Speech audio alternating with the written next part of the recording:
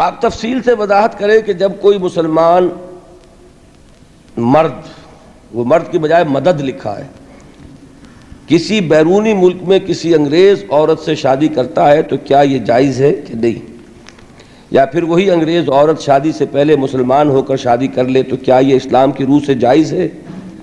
اور یہ روح لکھا ہے روح ہے سے، اسلام کی روح سے جائز ہے۔ اس کے متعلق اسلام کیا کہتا ہے؟ دیکھیے، اہل کتاب سے نکاح کی اجازت خواتین سے مسلمان مردوں کو دی گئی، اور اس میں اب البتہ کچھ لوگوں کی رائے یہ ہے کہ آج کل کے یہودی اور آج کل کے عیسائی اہل کتاب نہیں ہیں۔ مجھے ان سے اختلاف ہے۔ میرے نزدیک یہ تثلیث کا عقیدہ اس وقت بھی موجود تھا جب قرآن نازل ہوا، اور قرآن میں اس کی نفی کی گئی ہے۔ جو گمراہیاں ہیں یہود کی وہ اس وقت بھی تھیں جب قرآن نازل ہوا، اور قرآن میں ان پر تنقید کی گئی ہے۔ اس کے باوجود اگر انہیں اہل کتاب شمار کر کے اجازت دی گئی تو وہ اجازت جو ہے اس کو ہم منسوخ نہیں کر سکتے۔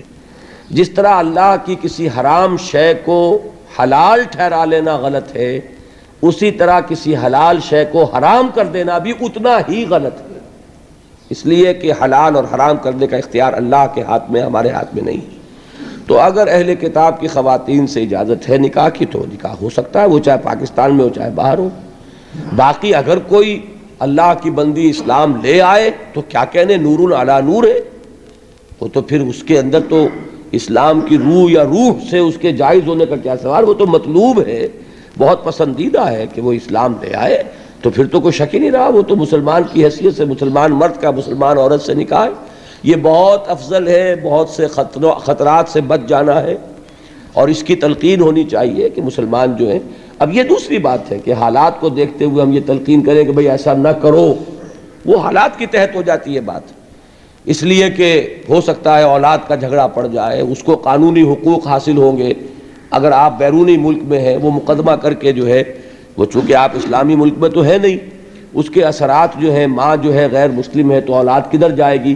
تو غالب پلڑا ادھر ہے کہ وہ ماں کی طرف جائے گی اس ماحول میں۔